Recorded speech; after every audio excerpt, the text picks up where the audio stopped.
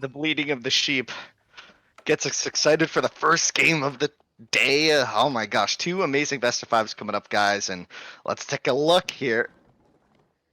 So we got CSO and Louis on the left side of your map in the blue and teal. We got Mongols for CSO, Louis on English, of course. And oh, that's a really nice spawn for CSO with the gold adjacent to the woodline there for his TC. That's really, really nice. Stone's a bit forward. We do see that instant barracks from Louis. Gonna see that man-at-arms coming across. And interesting build there from yellow. I'm surprised by the house. There might be some strategy here that I'm not fully following. Is he gonna build his pit mine on his allies' gold or something? Like, what's the... I'm not sure what the plan is there. This is Standard definitely an opening. interesting one. I mean, Dark Age aggression, both of these two civilizations that have been picked here from Fat Penguin, I mean, they're really, or they have the potential to be incredibly aggressive in the Dark Age. And I mean, that's very likely what we'll be seeing here. A lot of Dark Age aggression. And I guess Yellow, or the Malian player in this case, he just knows that that's going to be the case here.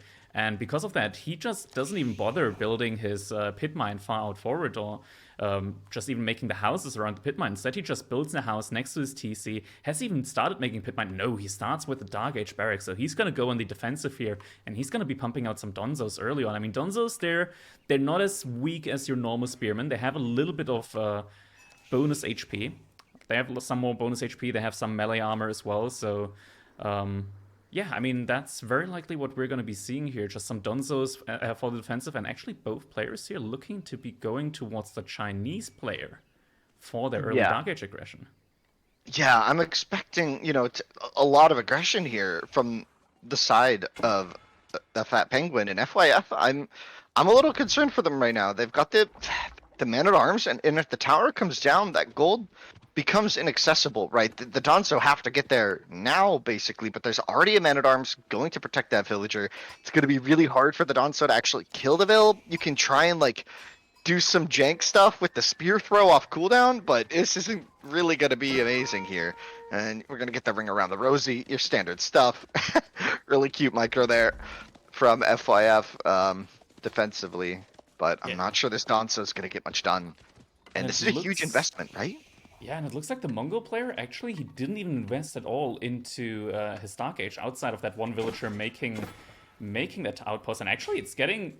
This is difficult now. And we see a defensive Barbican here coming out as well. And now the villager actually has to retreat. So actually, really good defense here coming out from FYF early on. Villager does go down. But at the same time, I don't think this was a massive investment from Fat Penguin. We can see that the Mongol player, he probably didn't even make a barracks. He hasn't even made a single spearman so far. So it looks like behind all of this is still just going to be a relatively fast Feudal Age from the Mongol player here. Yeah, Yellow's all-in here, well, defensive all-in will work. I say all-in, it's not quite an all-in, but, I mean, really a big sacrifice, right? From Yellow to build this many Donzo, and they're trading really effectively here, pulling the hurt ones back because off cooldown they can throw those spears and get a lot of extra damage in. So good here from Yellow. Not sure I love the build order, though, and I'm not sure he's going to either, right? So it's like, effective, shut down the aggression. Did that hurt him more than it hurt Teal, though, right? Is Louis in a better position? It's going to be hard to discern that really early. Obviously, Louis already on the way to Feudal Age with the Council Hall. So, positionally, I'm not sure what you prefer. Like, I don't know. Like, they succeeded, so maybe it works. They keep their golds alive early game. It's really easy when playing against the Mongols to over-invest into your defense, and that's really what the Mongols are really good at, making you think that a lot more is coming and then just switching off the aggression completely or just not making that many units. Also really efficient with what the resource that they invest into your units because they're able to double produce with that Ubu. But now we see, I mean, there's 4 Donzos remaining right now for FYF. They can try and see if they can get a little value here and there, but he's going towards the side of the English, and the English, with their short bows, they don't really have to be too afraid of those Donzos. Yeah, and the Council Hall's about to go up as well, so two longbows out, and the Donzo have to leave, right? So maybe a Vil goes down, but no, Louis is just watching. There's no chance this really does anything crazy, and there's the villager bows pushing him back. It does cause a little bit of idle time here, but nothing too major. And behind this, I mean, now we have everybody just on their way to the next age. I mean, Team Fat Penguin is completely up to the next age, and the Malian player only just now going up with the Saharan Trade Network. Both teams here, each having a player that's going for trade, and we can already see the market. I mean, Blue already got the technology where his packed up buildings move quite a bit faster. So this market's going to be really fast when it comes to getting to that other side. No trader being created yet, though. And looks yeah, whenever like you go Silver Tree, that's scout. Yeah, whenever you go the Silver Tree, that tech is just 100 resources. It just makes so much sense to just pick it up, and then you have a lot more flexibility, especially when you're going to need to be like pretty flexible on the defense. Potentially, when you're going Silver Tree, you might have to like retreat another barracks or something, move a building or two, and it just makes life a lot easier. And it's also just a really strong tech, and not surprised to see it picked up, but I am surprised to see this many vills going to the hunt in a pretty exposed location. This is going to stretch CSO pretty thin, right? Like he's going to be defending the left corner. That's where his Silver Tree is. The south corner. That's where his other market is. He's going to be defending the middle of the map. That's where his hunt is, and the center of the map, north side, is where his Uvu is. Like really spread out. And we do see the sling. I guess maybe because the cows are cheaper, they're thinking it's still pretty strong, but that's just like a berry on the mill. Probably worth it because it's 500 food. So now, rather than thinking about it like you're feeding your teammate boar or deer, you're feeding your teammate extra berries. So 2 berries for the cost of 75 gold.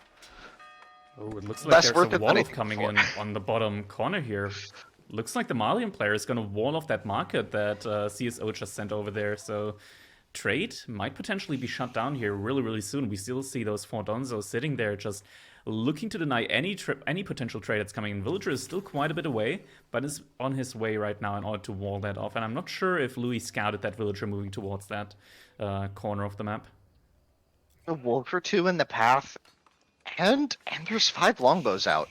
If they spot the Vill and maybe 1 or 2 wolf shots or the longbows are in the right position, where are the longbows? Oh, they're forward. So no chance this Vill gets like picked, I think. So that wall should go up, but these longbow gonna get right on top of the bears. It's a beautiful spot to spot. Spot to spot. It's funny. But yeah, here they are.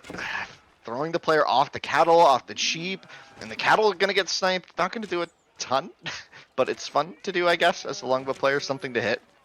Yeah, that's really good game sense. Just killing the cattle there, being able to deny a lot of the resource gathering there right now for the Chinese player. And I mean, you always got to think about it's not just the 0.6 food per second that you're going to get from these cattle, but also if it's in the range of the Imperial Academy, you're also going to get a lot of tax. But now the cattle are actually being killed right next to the TC, and when you drop off at the TC, there's no tax being gathered. So really an efficient food gathering right now from Flash, and I think he might have to consider just not getting those cattle right now and maybe just moving out to some of the smaller deer packs or maybe even going towards the ball. But now we see the wall of coming in here.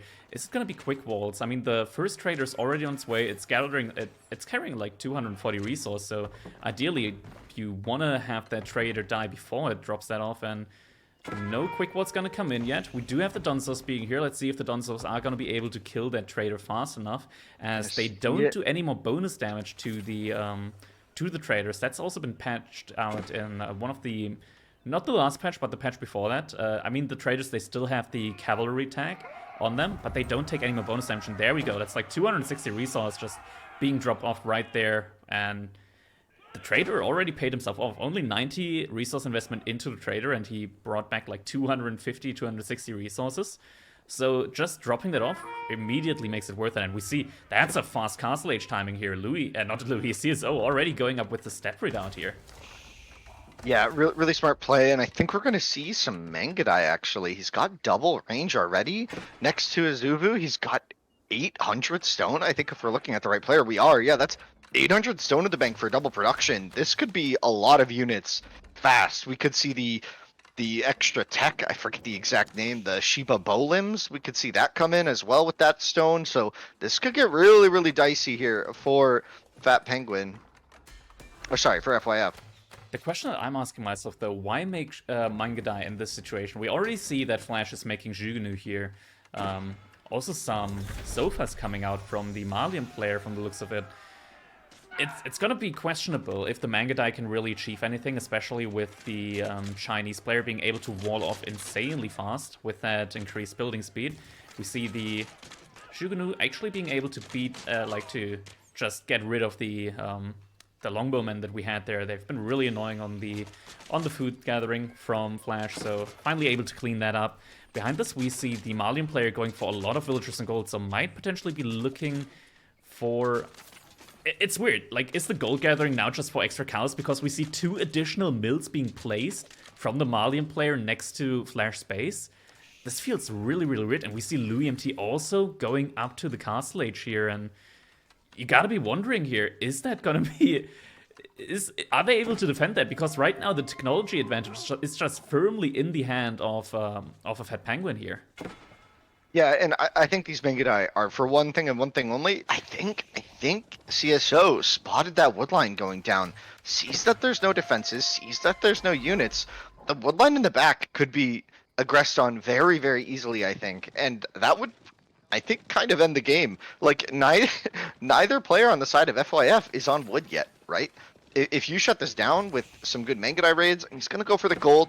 Easy picking here, but really good reaction there from Flash. Able to avoid any damage. Just one arrow comes out, spots it. So not as much damage as he'd like. The tower's going to come down now, but a Vilk going to go down. Pulling back. Yeah, it's one villager going... Actually, I think it survived. I'm not seeing a dead body there.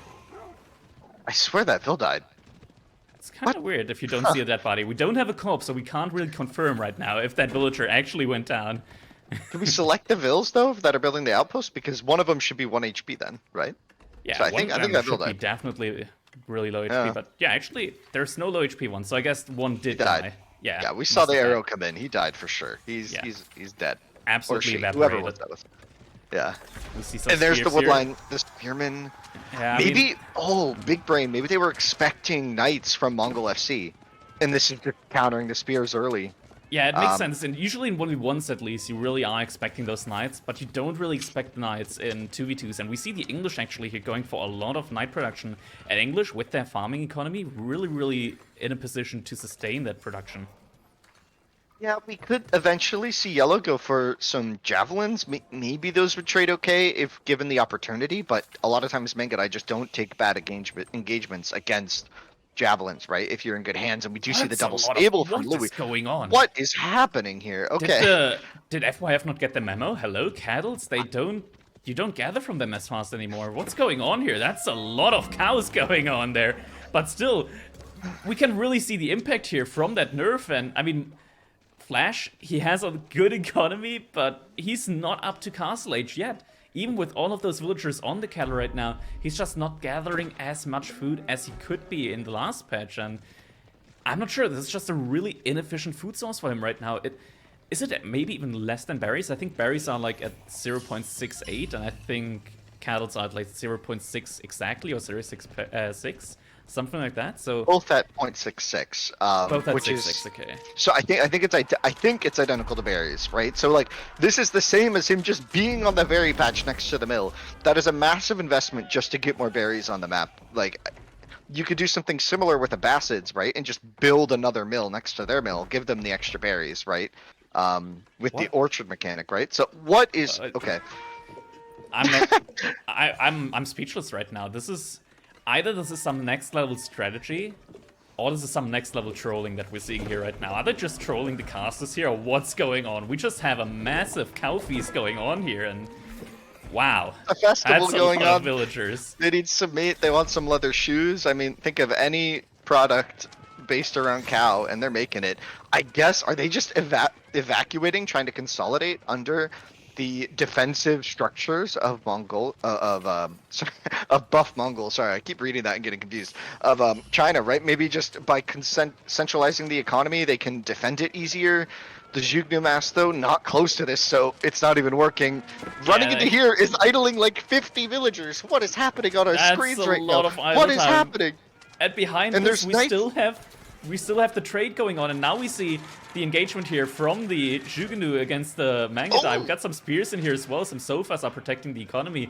Knights, though, were able to pick off a couple of villagers here. Still, economy looking relatively good here for the Chinese player. We see them with their 2TC Song just pumping out a lot of villagers. Villagery difference being, I mean, very much in favor of the Chinese player right now. Issue is, though, like the Jugunu right now. They're fighting against knights, and now the spears are coming into action.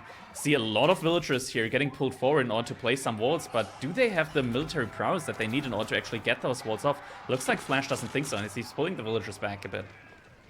Yeah, they just need to position the spears properly. This is a little dicey. I love the addition of walls now. You have to, right, like you have to centralize the fight into one spot so that you can actually use your spearmen here. Otherwise, the Mengadai and the Knights are just gonna run circles around your base, and you're never gonna like get wood or gold again, right? So, trying to dive in now is Louis because he recognizes, yeah, I just gotta get behind the walls here, but that will mean the walls might go up.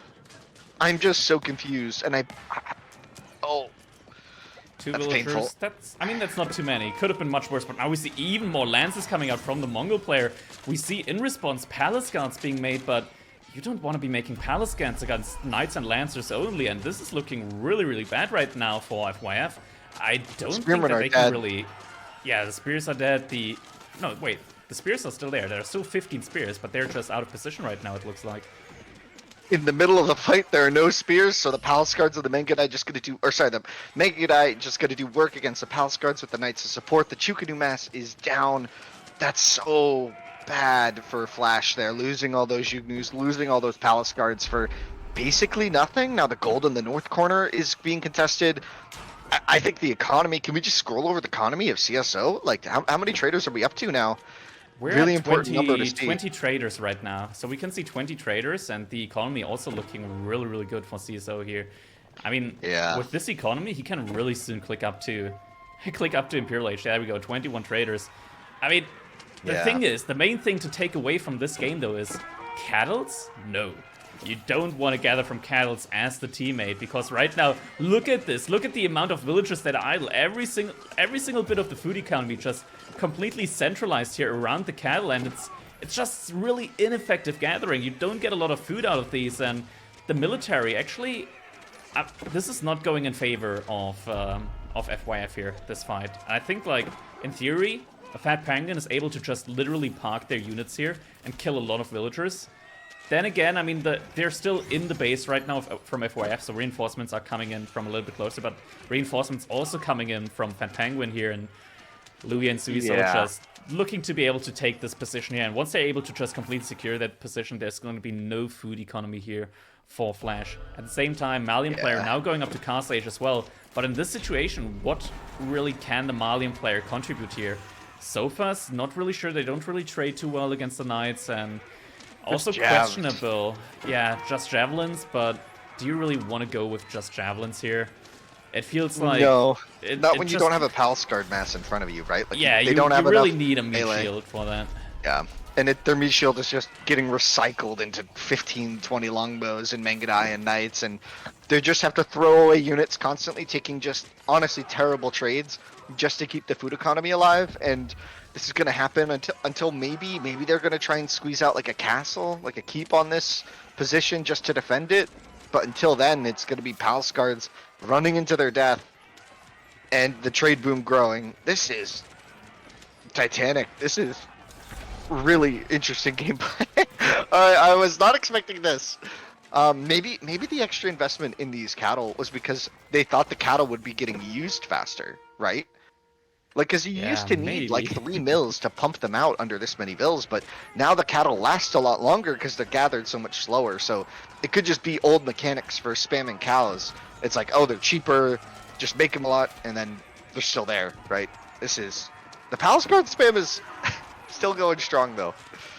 Yeah, lots of Palace Guards being made right now. We see 18 in the queue, 12 on the field, but you're just spamming them into Knights and Longbows. And Palace Guards, they have 1 less armor compared to normal men-at-arms, and the Longbows, they have +1 damage compared to normal archers, so they can actually take really, really good fights here. Now we see some Javelins come out, but wait, these Javelins, they don't have the silver hat yet. Are these still Feudal Age Javelins? They look like they're still Feudal Age Javelins, and now the Knights are gonna come in and absolutely demolishing those Javelins. Actually, just falling back here. Man. Yeah, I mean, they're going to be able to make 5 at a time, so you're going to get a lot of jabs out pretty quickly, but I'm not sure how much they're going to contribute until you get a lot of them, a lot of upgrades. What I'm really looking for is, are Flash?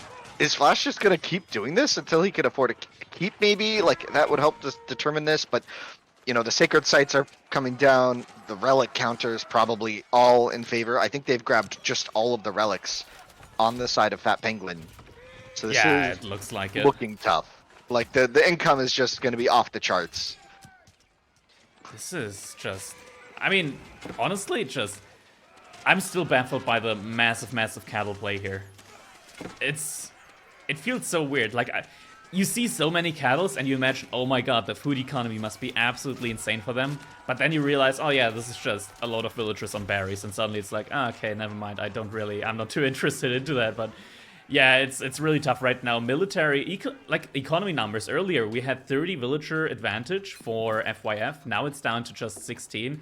And there's a lot of these economy numbers. They're traders, and traders are just downright more efficient than villagers. And this is just getting really hard to hold here for FYF, and we see crossbows now also joining in from CSO, and with the crossbows, with all the military that's out here, I don't know for how much longer FYF is able to hold this back. Especially with the gold income infinite, running out. But there's only 1,000 gold in the north corner now. Once that runs out, they're out of gold on their map, right? Like, they have to go to the sacred site. They have to go through the middle of the map to get gold again, or they need to set up trade. You need gold to set up trade, so that's not going to happen. I guess they can keep trying to make palace guards off of taxes. Like, it's just not a very fun economy to use. It's a big army, though. It's tough to use palace guards only to taxes, because even if it's in the influence of the Imperial Academy, you're only getting like 8 gold out of every single palace guard, so they still cost 12 gold each. Like, that's still a net minus in the end. You can substitute that with a lot of spears, but what are the spearmen gonna do against the... like, they don't do anything here. They do even less than the palace guards, and the palace guards are already countered by the crossbows here. Yeah, this feels like it's kind of a feudal throw-in. Just keep throwing units in and hope it works eventually. I mean, they haven't died yet, so it's been more effective than I thought it would be, but they only haven't died because Imp is now in for Louis. That's English Imperial is just so strong, so the economy is getting even better once Enclosures comes in. I don't even think they need that, but they're going to have it. Imp is in for CSO as well for a while. Yeah, we're also seeing Tithe Bonds being researched by CSO, so it would be interesting to see just how many relics CSO has collected. I'm guessing he has every single one, all 5 relics from CSO. And with Tithe Bonds in combination, yeah, we see 3 there, and that's a lot of bonus economy. There's another 2 monasteries or prayer tents that are in the front there. One's actually just been packed up. There we go. No, that's still 3. Not sure where the other 2 relics are right now, but still Tithe Bonds with 3 relics is definitely going to pay off here. Louis grabs some as well. It's really interesting, though, that the stepper out is just useless here. You don't even need it. It feels good when your economy is so good as Mongols that you don't even need gold miners. Like, you don't even need the stepper out anymore. Could have gone the Kurultai here. It would have been really strong in these standing fights. But anyway, another engagement comes in. The crossbow mass able to hold. One-shotting these palace guards. The longbow mass as well is large enough to do so. The javelins in the back going to get attacked by the knights, but the knights going to be able to hold against the defending palace guards, and they're going to get pushed back again. 2 players going knights and ranged units. Feels so difficult. We're seeing first Nest of B of the game coming out here. Potentially already getting sniped. Yeah, already getting sniped immediately by the lances here. But right now it's 30 military compared to 40, and there we go. FYF throwing in the towel. First game of this first set going over the way of Fat Penguin.